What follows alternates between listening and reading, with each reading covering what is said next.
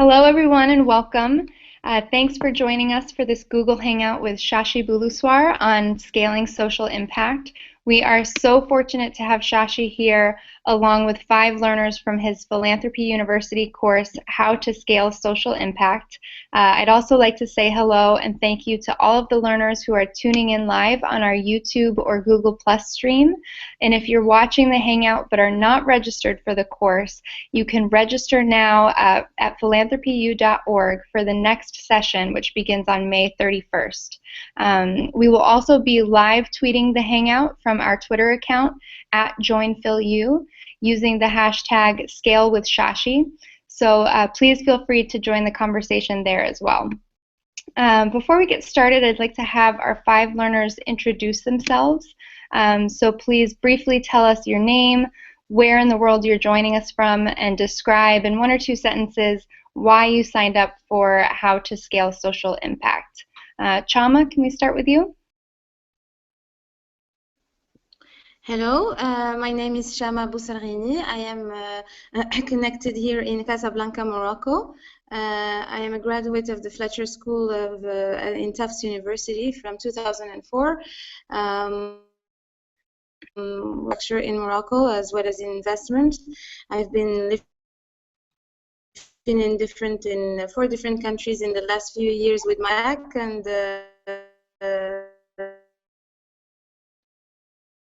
considering new work. Thank you. Chama, could you just repeat the last thing you said? Your sound cut out briefly. No, I think. Oh, I live in 4 different countries in the last few years with my family. Opportunities in the field of social enterprises, and that is one reason why I have enrolled in the Philanthropy University courses. Great, thank you. Jyoti, could you go next? Hello everyone, my name is Jyoti Singh Bhandari. I originally belong to Nepal and I'm doing Masters in Corporate Law in India in the Trust University, and I have 15 days to go for my Master's thesis submission. Actually, probably Shashi can relate to this movie, like you mentioned in irrigation movies and actors play an important role. I agree to that because the movie, if you know Swades, it was I was in school and I felt that day that I will go wherever I go and I'll go to my nation and work for it. And particularly talking about this course, actually Acumen was also providing a course on social entrepreneurship 101.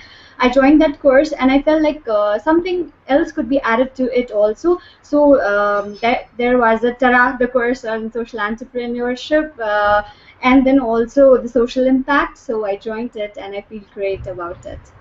Wonderful. Thank you. Joy, could you please go next?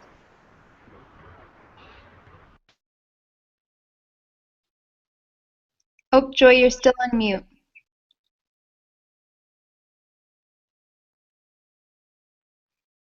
There you go. Yes, I live.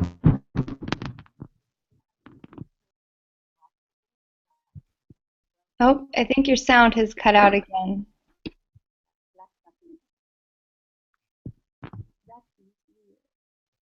Joy, we can't hear you. What about now? Can you hear me now? Oh, we can hear you now. Go ahead. Okay. Perfect. I live partly in Denmark, Europe, and partly in Flagstaff, Arizona, and commute between the 2 places. I retired 2 years ago from a job as a project manager in the European Environment Agency. And after working about 17 years with environmental issues in Europe, I am now devoting most of my time on global and local poverty issues. And I have started a couple of initiatives. And I'm studying in this course as well as many other social entrepreneur courses because I just tried to figure out how I could make a bigger impact. Great. Thank you, Joy. Carla, would you mind going next? So I'm Carla, and I'm calling in from Honduras, which is where I grew up, but I have been gone for about 30 years. I had a career in project and business management for that long, and I've left that field about 3 years ago and moved to Honduras for personal reasons, and decided to start my own not-for-profit organization, actually a public foundation. So I am in the process of forming that, and I wanted to sign up for this course to increase my likelihood of success, because I want to have the greatest impact. And I'm looking to serve the poor elderly community here. Great. Thank you. Leandro, you're up. Hello, I'm Leandro. I'm from Brazil.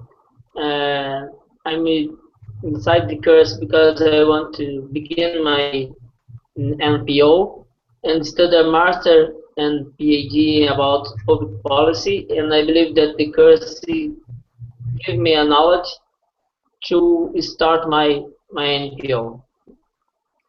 Wonderful. Interesting times in Brazil, huh? Yes. Well, thank you all so much for being here. And now I'd like to welcome Shashi. Most of you know a bit about Shashi, but I'd like to introduce him for those watching who may not have taken his course yet. Shashi Buluswar is the co-founder and CEO of the Institute for Transformative Technologies.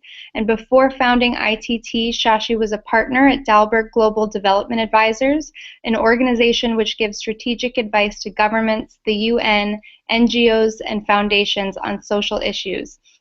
Shashi also teaches international development at UC Berkeley and is currently writing a textbook on the topic. Shashi, thank you so much for joining us and being available to answer these questions.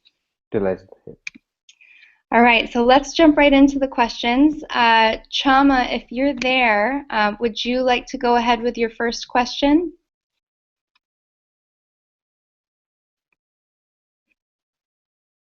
Chama, can you hear me? I think you might still be on mute. Okay, Chama, are you able to go ahead with your first? Yes. No. Can you hear me now? Yes. Yes.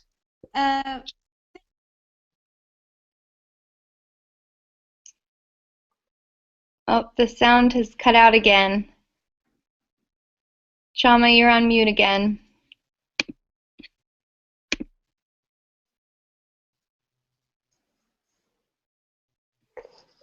Shall we? Sorry. Thank you again, Dr. Shashi, for giving us your time today. My first question is related. Can you hear me? Yes. You cut out a little bit, but we can hear you now. I'm as close as I can get to my internet connection router, but sorry for that. My first question is, how do you choose? Your case is your course is case study based, and it makes it a lot more interesting. I have a curiosity. How do you choose your enterprises, the social enterprises that you give as showcases in your course? I have the impression, I'm very new to this world, but I have the impression that many organizations are very good at beauty contests because they are trained to expose their work to investors or development agencies, and they're very good at it, but not necessarily good at actually producing impact and profoundly changing the communities they are based in. While other organizations might actually be just the opposite, very poorly expose their work, but precisely because they're very busy doing the job.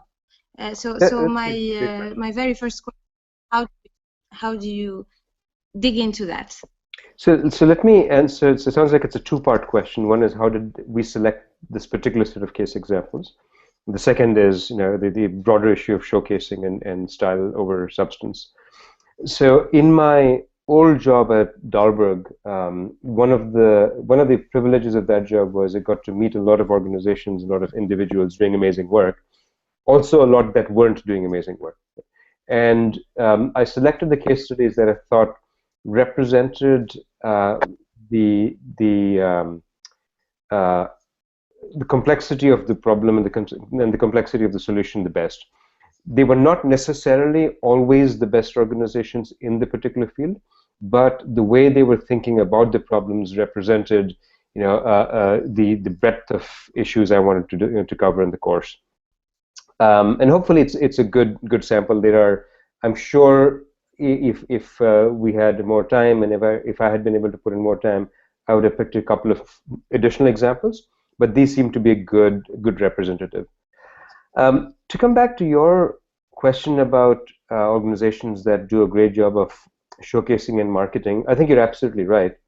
Now, unfortunately, in the social sector writ large is quite broken. And to your point, instead of results, organizations get by with a good story, with a good narrative, right? And it's a very troubling aspect of our industry, and it's a collective responsibility that we have to get over, right? We have to get beyond. Now, if this were a typical, let's say this was the corporate sector, if companies claimed results that were so dramatically inconsistent with actual results, their CEOs would go to jail, right? We don't have that kind of accountability in our sector because we get by on the feel-good factor. So I do worry a lot that we are, as an industry, as an ecosystem, really shirking our ethical responsibility to tell the truth and to admit when we're not successful, because these problems are very difficult. Even, the reason they have not been solved is that they're difficult to solve. And we should have the courage to stand up and say, look, I gave it a shot, I got a B+. Right? And the problem now is that the organization that holds their hand up and says, I got a B+, looks bad compared to the ones who dishonestly claim they have an A+. So you're pointing to a very important problem.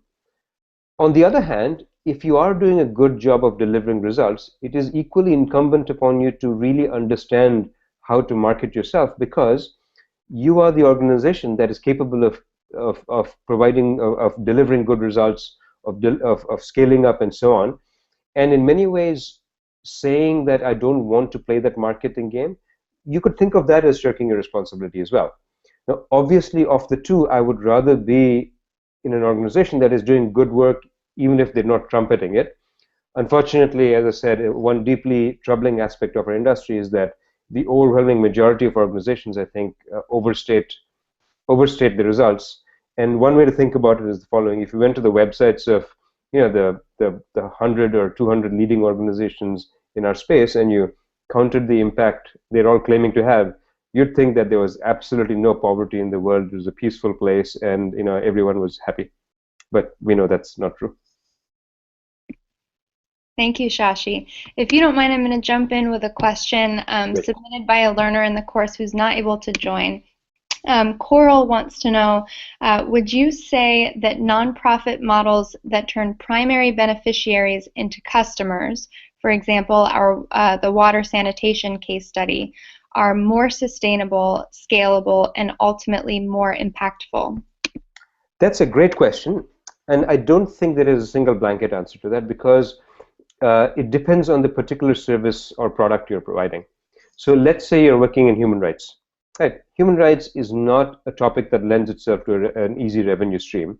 So there is no easy path to asking the beneficiaries to pay for it. Right? It's because if you think of the people who suffer from human rights violations, these are quite often those who are most vulnerable. And it's a necessary service that they simply don't have the wherewithal to pay for. So in examples like that, it doesn't make sense to expect the customers to pay. On the other hand, if you're thinking of something like education, there is, where I come from, which is India, particularly in cities, the vast majority of low-income parents prefer to send their kids to schools that actually pay a small tuition fee, because they feel like it's more accountable than a lot of public schools that don't have that same accountability. Obviously, if in things like education and healthcare, ultimately it is a public good, the government has to be able to provide it. But if they're not able to step up, or if the governments don't have the wherewithal to provide good service, it is left to private enterprises to provide that service, and the only way a private enterprise can provide it is to be sustainable. Now, if you're asking somebody who doesn't have a whole lot of money to pay for something, there is that inherent accountability, which doesn't always come if it's purely on a charity basis, right? So, I think there are two aspects to this. One is ensuring the sustainability of the model. The second is actually holding the organization accountable to results, and in many ways, charging a fee allows that. But as I said, it's a very case-specific issue. If people simply can't provide if people simply can't pay for an essential service, we have to figure out a way to do it without the pay.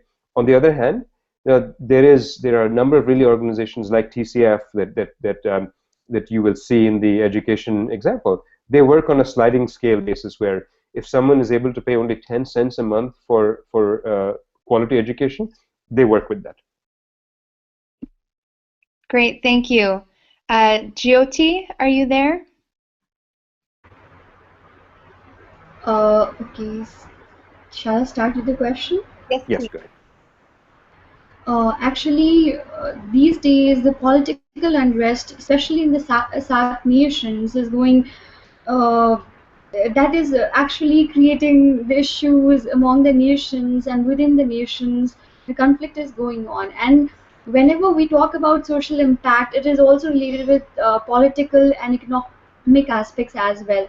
So in such situations, when there is so much of political unrest, how can a nation focus towards social impact, especially the people like us who are willing to change and create impact? How shall we work? That's a great question, and again, not one with an easy answer. But here's one way to think about it, which is, in my work, I tend to simplistically divide, low-income countries, low-income populations into two groups, right? Based on stability, political stability.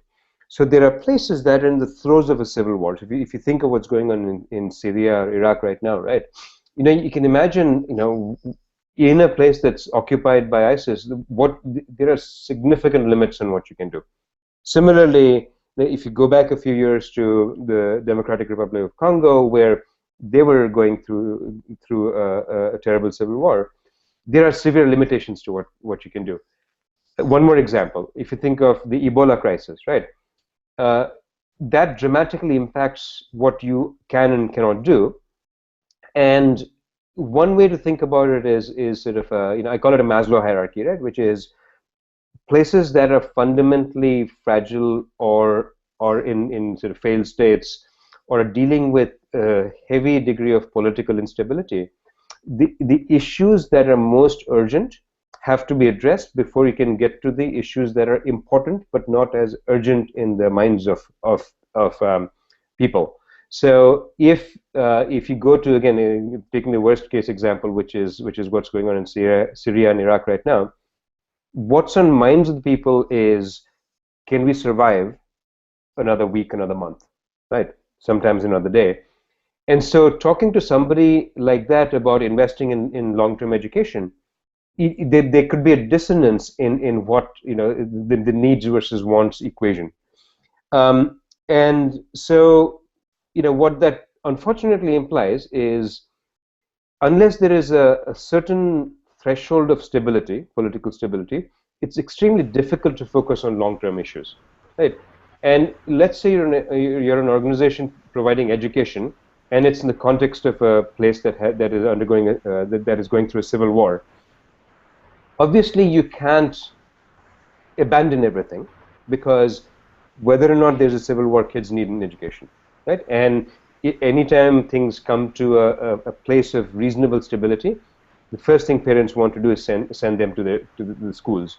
The question then is, what is a mode of operation in the context of instability versus the context of stability? You can say, yes, I will still provide education, but the kinds of services you provide when there is political unrest is slightly different from when there is more stability. So So the options range from simply saying this is not relevant to saying this is relevant, but we'll have to change how we deliver the service and what specific service we deliver to make it most relevant to the people we're trying to help. Does that answer your question? Oh, I'm actually sorry, because of the internet disconnection, I could not get the full answer, but the partial Oh, answer. brilliant answer, and you missed all of it. Oh, I'm really sorry. So you will be able I will to watch watch the recording afterwards, so you'll be able to get the full answer. Thanks for coming Thank you back. so much. Thank you. All right, Joy, would you like to go next?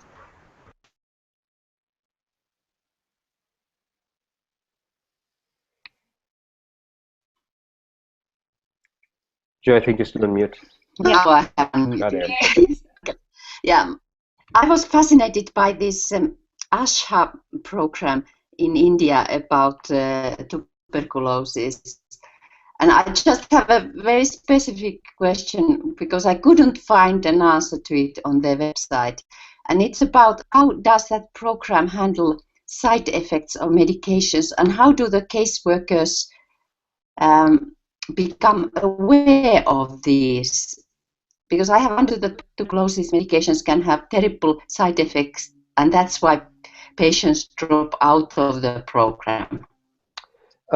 So it's a complicated question. So typically, in the context of antibacterials, there are three types of side effects, or three causes of side effects. Right. One of the problems in India that's going on right now is rampant overprescription of antibiotics.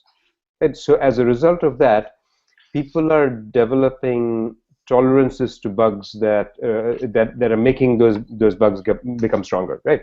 So there's a significant degree of antibiotic resistance, right? And that's because of overprescription. Now, that is not necessarily the case with TB medication. So with something like TB medication, there are two things that can happen, potential side effects. One is inherent toxicity caused by the medications. So some drugs are harder on the body than others. My understanding is that the prescribed cocktail of drugs for TB are actually, appropriate. Rather, they are as easy on the body as is possible, given what we know about the pharmacological complexity.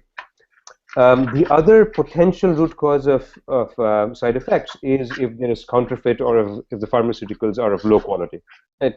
So my understanding of the TB context is that as long as these are the right drugs and they're the approved drugs, and they're taken in the right context so that there isn't overprescription of other antibiotics and so on, the side effects are limited. But there are many examples, particularly in places like India, where because of rampant overprescription of antibiotics in particular, and increasingly of steroids, there are fairly significant side effects, but not necessarily in the TB context.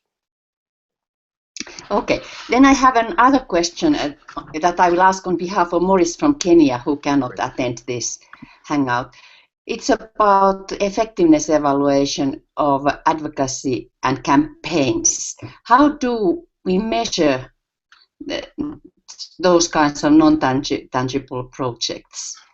Yeah, he gives an example about campaigning for the recognition and protection of women's rights. That's a very very tricky area to work on, right? So I would divide it into three levels. So advocacy, just to make it explain it to everybody else, advocacy is essentially around lobbying for things like changes in policies and so on, right? Now, the way I have tended to think about advocacy is at three levels. One is, are you able to get changes in legislation and laws to make them more fair? Right?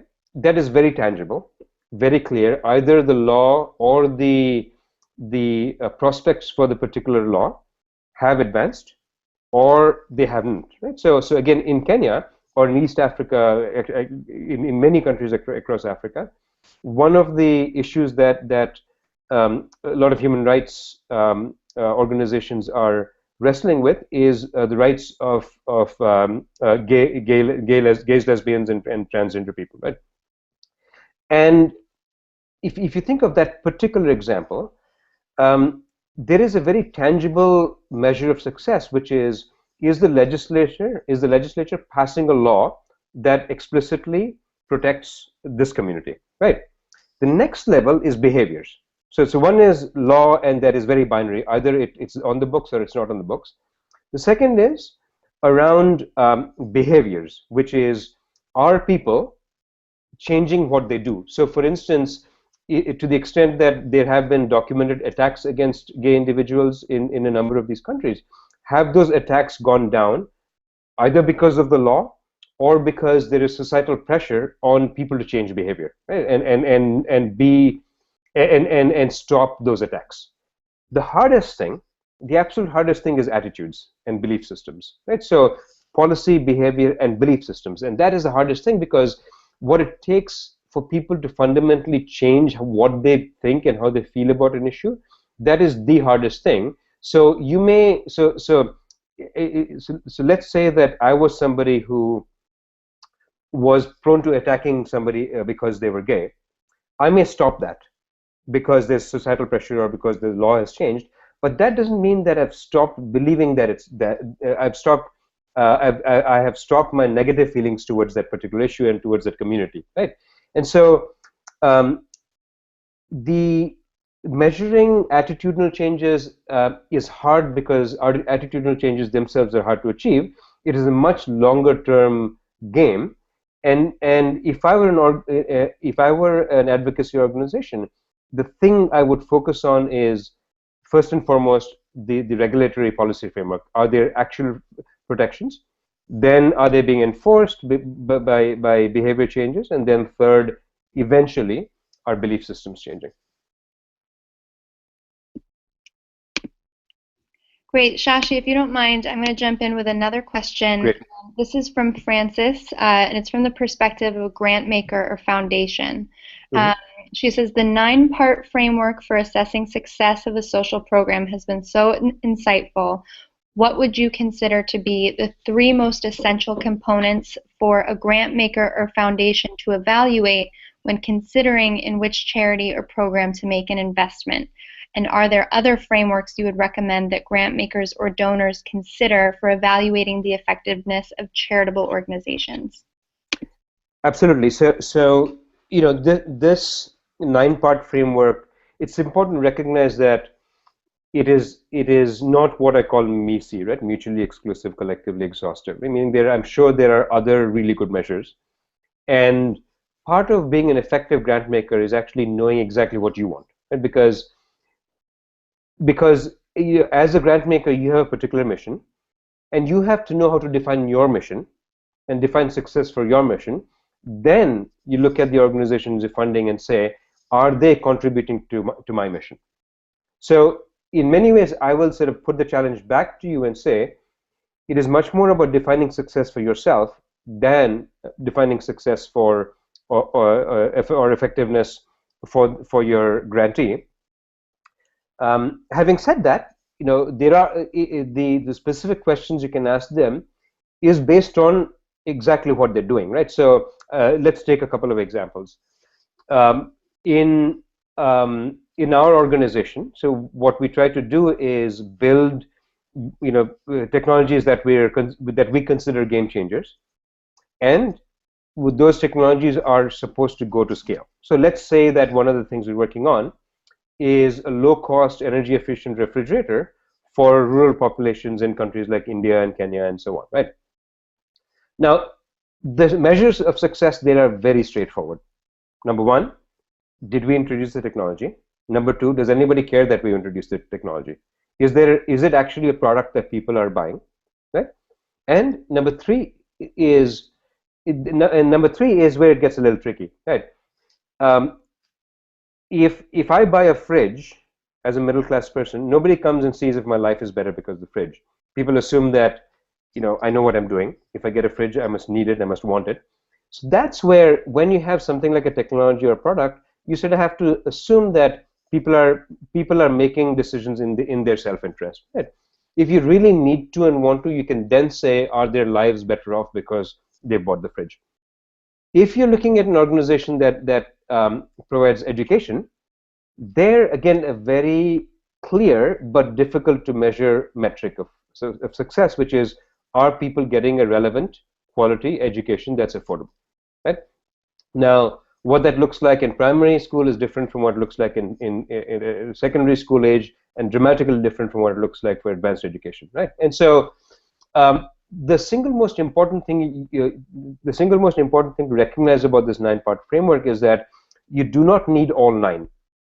It is impossible to optimize for all 9. Sometimes some of these things work against each other, right? So, a replicable model may not be a scalable model, and sometimes if you try to make it replicable, it inherently becomes less scalable. So you have to pick, are you optimizing for a replicable model so that you can help other organizations copy that in other countries? If you want a scalable model, essentially the question you're asking yourself is this particular organization capable of reaching many more people at an incrementally lower cost per beneficiary? So in summary, you as a grantor, a grant-making body, have to nail your definition of success and your measurement of success. Once you do that, it becomes much easier for you to see whether or not your grantees are aligned with that. Great, thank you. Carla, I know you have a question. Yes. Hi, Shashi.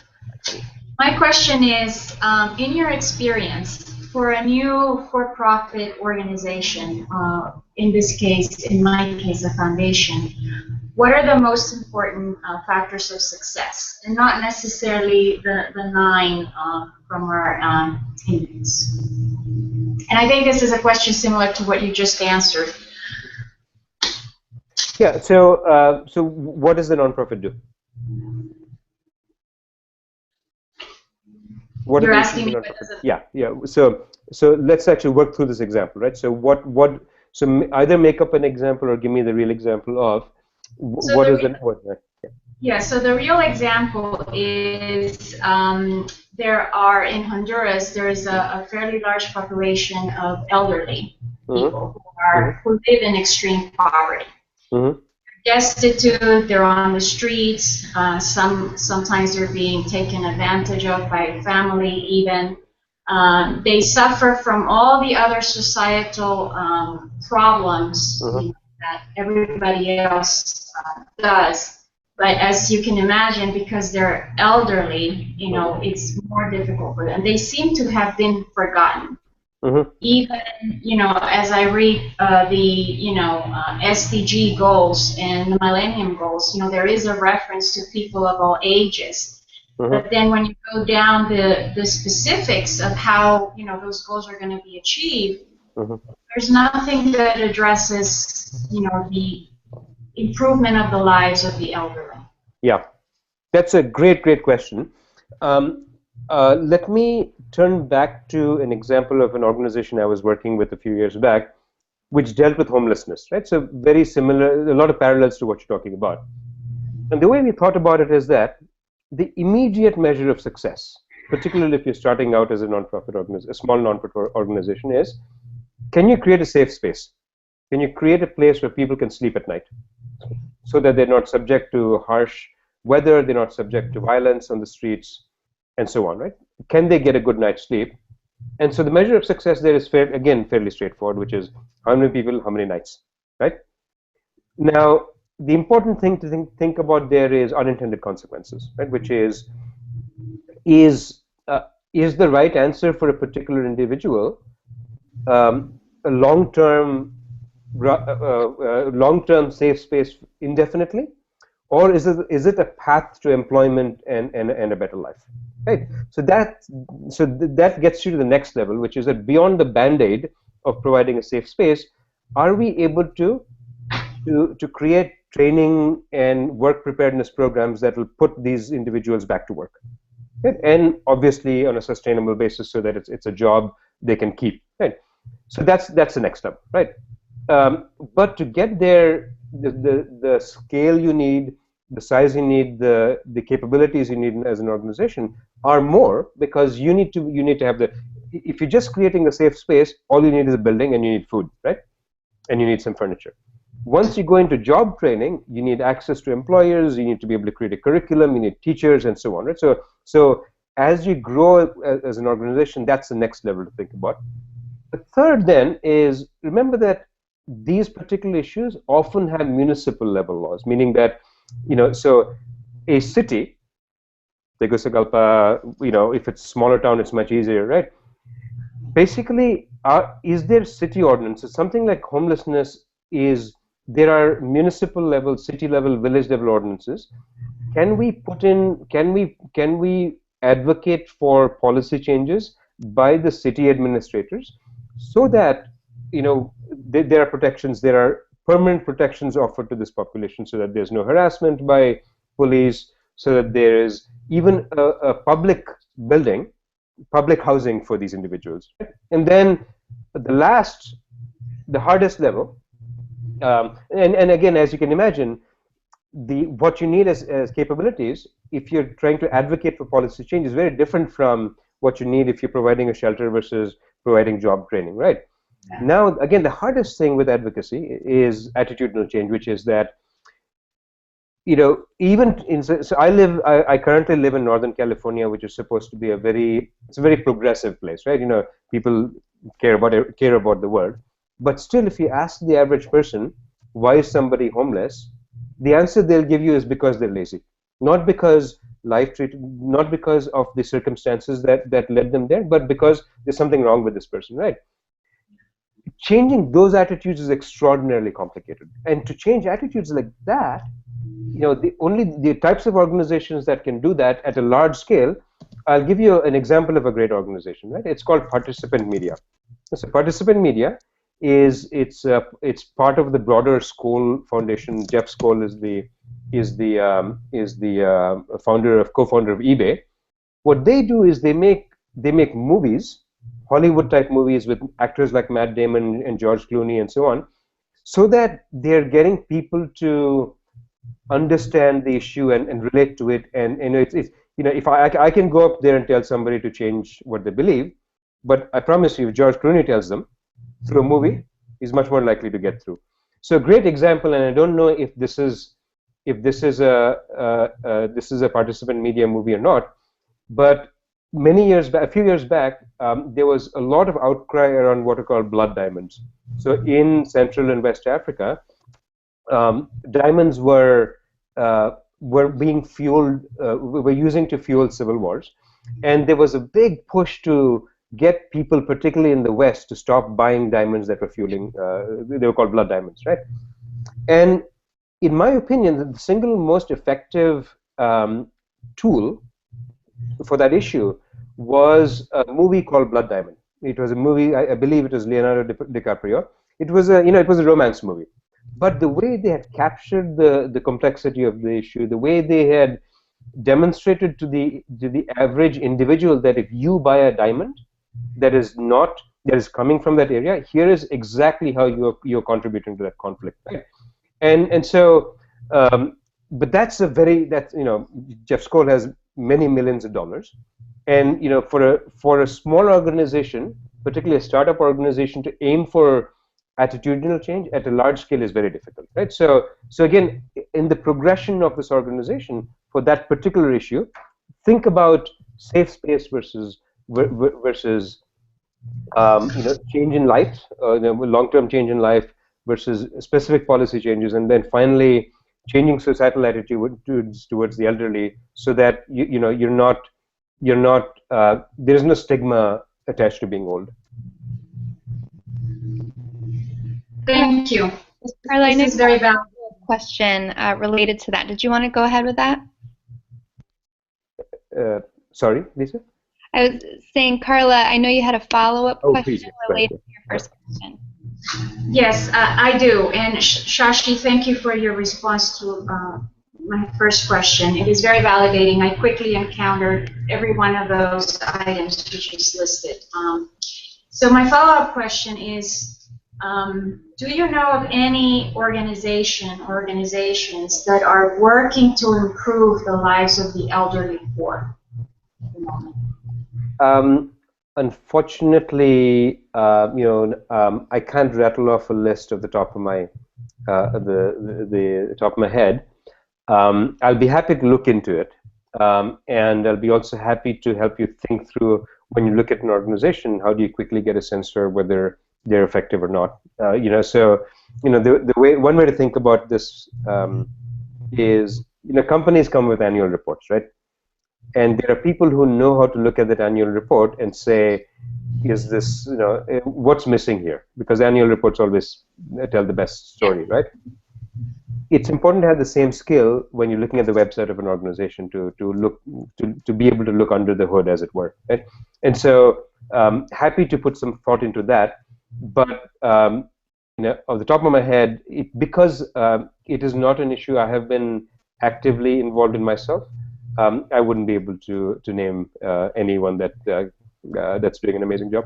I'm sure there are a number. Sure. Thank you, and I appreciate you looking into it. All right, Leandro, would you like to go next? Okay. Shashi, will you speak to the importance of the scale impact social? Do you have any tools you could recommend for measuring of social impacts for NGOs? Yes, I mean, it depends again on what you're doing, right? So if you look at the case examples, Operation Asha is a case example that we looked at, right? Which is they have one mission, one mandate, and one mandate alone, which is to successfully treat TB patients so that they don't have TB anymore, right? So that is a very specific measure. How many patients are going through the system? How many are successfully getting to the end of it? And how many don't, by the time they get to the end of it, are they successfully treated for TB? The narrower your focus, the more easy the definition of success is, right? On the other hand, let's say that you're focused on climate change. I have no idea how to measure that, right? I mean, sure, we have global emissions and so on and so forth, but the problem, and in many ways, the reason there isn't much global action on something as broad as climate change is that because the actions going into it, the factors going into it, the measurements, the impact, they're so diffuse, they're everywhere. It is everyone's problem and hence almost no one's problem, right? So my point there is that as an organization, if you are not specific about what you're trying to do, it's impossible to be specific about how you measure success. And far too many organizations I've seen say, look, we want to solve poverty. Right. Solving poverty is fine, but you have to be able to say, my way of solving poverty is increasing access to irrigation for these farmers in these regions. Because then so there's this leap of faith you're making by saying irrigation equals increased agricultural yields equals increased incomes. Then you can say how many farmers are getting access to irrigation because of our work. Then you can say, of those farmers who are getting increased access to irrigation, how many are actually increasing yields? And then finally, of those who are increasing yields, how many are actually getting higher incomes and how much income per person, right? But if you simply say, I want to work on poverty, it's not clear. Let's say that you're working on some somewhat ambiguously defined anti-poverty measure. What you're not able to do is, and let's say you're working with 10 villages, and all of those villages double their incomes, right? What you're not able to do is answer the question of attribution, which is, how do you know it's because of your work? How do you know it's not because of anything else somebody else is doing? Right? That's why defining success for any organization in the social sector starts with absolute specificity and saying, here's what we're doing, here's what we're not doing. And that way you're able to zoom in on the very specific measures of success. And even there, I would say that it's, I would much rather have only one measure of success than 10. Because then you know what your true north is. You can optimize for that one thing. There are other measures you can have that are nice to have, but you sort of, there is only, the organizations that do best are the ones that say, this is the one thing I'll optimize for, and recognize that there may be unintended consequences, there may be other things we have to measure, but if all else fails, this is the one thing we'll measure ourselves on. So if you have a list of 10 metrics of success, you're much less likely to succeed than if you have only one measure of success, assuming it's a good measure. Okay, thank you, Shashi. Yeah. Okay, Chama, I know you had another question. Chama, are you there? Okay, I'm not sure if she can hear us. All right, so let's go to Jyoti for now. We'll come back to Chama. Jyoti, are you ready? I Go ahead. What shall I do? Go ahead, ask your question. Okay. So my second question is, sometimes there are so many things that you are motivated, but there are so many factors, like especially talking about Nepal, political unrest, then there was civil war, then there was massacre of royal family, then the inter-Nepal relationships going bad, and so many things that even people say that it's a cursed nation. So sometimes you have that urge to work for your nation, but one after another things go on and on. Probably my question is a little childish, but sometimes has it been the case with you also that sometimes you felt like giving up at times and felt like middle of nowhere? So that's if there was some kind of situations. So how did you tackle those situations? Well, look, if somebody paid me to simply go out and play golf every day, right? Doesn't matter how well I did. All I needed to do was show up and hit the golf ball, right? And if that were the measure of success, great. That's how I measured my success. It'd be easy. I'd make a living. I'd be happy. I'd go to sleep comfortably, right? Now, you go to the other end of the spectrum, which is you're working in a country that's in a civil war, and you're trying to, or a place that's facing greater unrest than Nepal, right? You're Yes. trying to save people's lives when you have absolutely no power, no economic resources.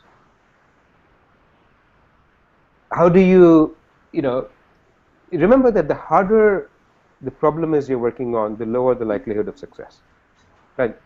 It is a given, because if the likelihood of success were high, it is almost tautological, which is that if the likelihood of success were high, the problem would be more likely to be solved, and hence, not as many people would be needed to solve it, right? The way I tend to keep myself motivated is, what else would I rather do?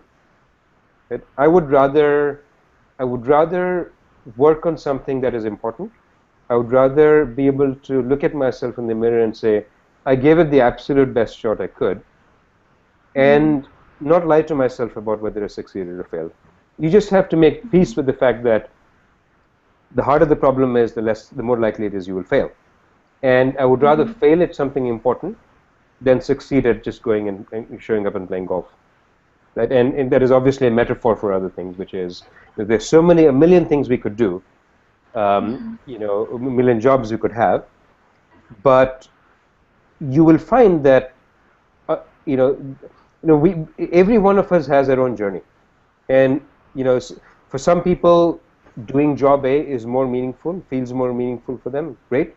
For others, job B is more meaningful, right? If you lost motivation and you gave up and you did something else, I promise you'd come back to doing this, because there's something that draws you towards it. And even if you picked something that were easier to work on, you wouldn't find this, you wouldn't find satisfaction, because it wouldn't. There is something about this problem that draws you. Sometimes you can get burned out, and if you get burned out, you need to take a break, because this is not about being martyrs. This is about effective solutions, right? And if you're not providing effective solutions, you need to step back and let somebody else do it. Thank you, Shashi. Well, Shashi, I wanted to leave time for one more question submitted by a learner in the course, and I think this one should probably go last. So I'm going to ask it now, and then we'll wrap up. We've discussed a number of systemic issues in this class, along with those with the courage and tenacity to combat them. What, in your eyes, is the biggest issue facing humanity today? And follow-up question, what can people do in their day-to-day lives to fight it? Over the last few years, there's been this, around the world, but particularly in the West, there's been this big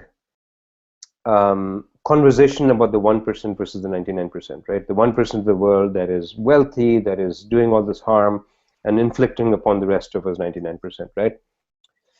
I actually don't think that's what the problem is. I think that, so let's say there is 1% of the world that is actually causing problems, and probably 1% of the world at the other end that's actually fighting to solve the problems, right? The problem with the world is the 98% in the middle that is indifferent, that really, that is perfectly fine accepting the world the way it is, right? If 98% or 99% of the world really cared enough about issues, the 1% would not, they do not have the numbers to inflict that kind of damage. So I think that the biggest problem facing the world today is human indifference to things that matter. How will we change that? I don't know. I'm not wise enough to have an answer to that. But if enough people cared about any issue, it would be solved. Whether it's climate change, whether it's political instability, whether it's poverty,